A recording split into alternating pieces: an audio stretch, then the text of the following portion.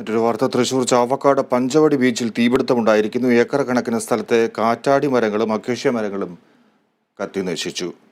അനീഷ് ആന്റണിയാണ് വിവരങ്ങൾ നൽകാൻ ചേരുന്നത്. അനീഷ്, എപ്പോഴാണ് തീപിടുത്തമുണ്ടായത്?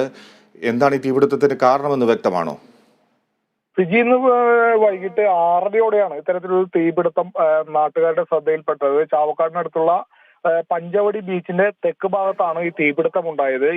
ഈ തീപിടുത്തം മൂലം ഈ കടൽ തീരത്തെ ഏക്കർ കണക്കിന് വരുന്ന സ്ഥലത്തെ കാറ്റാടി മരങ്ങൾ, അതുപോലെ നേരത്തെ പറഞ്ഞ പോലെ അക്കേഷ്യ മരങ്ങളും കത്തി നശിച്ചിട്ടുണ്ട്. ഈ തീപിടുത്തം കണ്ട നാട്ടുകാരാണ് ഈ വിവരം ഫയർഫോഴ്സിനെ അറിയിച്ചത്. ഉടൻ ഗുരുവായൂർ ഫയർഫോഴ്സ് സ്റ്റേഷനിലെ ഫയർഫോഴ്സ് ഉദ്യോഗസ്ഥർ സ്ഥലത്തെത്തി ഏറെ നേരം പണിപ്പെട്ടാണ് ഈ തീപിടുത്തം ഒരു നിയന്ത്രണ വിധേയമാക്കാൻ സാധിച്ചത്. ഈ നാട്ടുകാരുടെ സമയോചിതമായിട്ടുള്ള ഇടപെടലാണ് ഈ തീ കൂടുതൽ പ്രദേശങ്ങളിലേക്ക് ആളിപ്പടരാതെ കെടുത്താനായത്.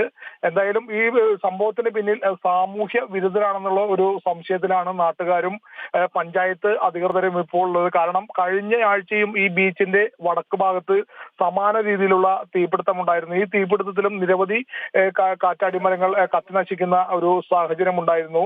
എന്തായാലും ഈ സംഭവം വിവരം അറിഞ്ഞ് പഞ്ചായത്ത് പ്രസിഡന്റും അതുപോലെ പ്രദേശത്തെ മെമ്പർമാരും ഉൾപ്പെടെ ഈ ബീച്ചിലേക്ക് എത്തിയിരുന്നു. എന്തായാലും ഇതിലൊരു വിശദമായ അന്വേഷണം വേണമെന്ന് തന്നെയാണ് നാട്ടുകാരുടെയും അതുപോലെ തന്നെ പഞ്ചായത്ത് അധികൃതരുടെയും ആവശ്യം. കാരണം അടിക്കടി കഴിഞ്ഞ ആഴ്ച ഒരു തീപിടുത്തം ഉണ്ടായി, ഒരാഴ്ച പിന്നിട്ടപ്പോഴേക്കും വലിയ ഒരു തീപിടുത്തം ഇന്നുണ്ടായി. ഇത് മനഃപൂർവ്വം ആരെങ്കിലും തീ കത്തിക്കുന്നതാണോ എന്ന ഉൾപ്പെടെയുള്ള കാര്യങ്ങൾ അന്വേഷിക്കണമെന്നാണ് ഇവിടുത്തെ പഞ്ചായത്ത് അധികൃതരെയും അതുപോലെ നാട്ടുകാരുടെയും ആവശ്യം. എന്തായാലും ഗുരുവായൂർ ഫയർഫോഴ്സിന്റെ സമയോചിതമായ ഇടപെടലും നാട്ടുകാരുടെ ഉൾപ്പെടെ ഇവരെല്ലാവരും ചേർന്ന് സമയോചിതമായി ഇടപെട്ടുകൊണ്ടാണ് ഈ തീപിടുത്തം കൂടുതൽ മേഖലയിലേക്ക് വ്യാപിപ്പിക്കാതെ അണയ്ക്കാനായത്. ഫിജി.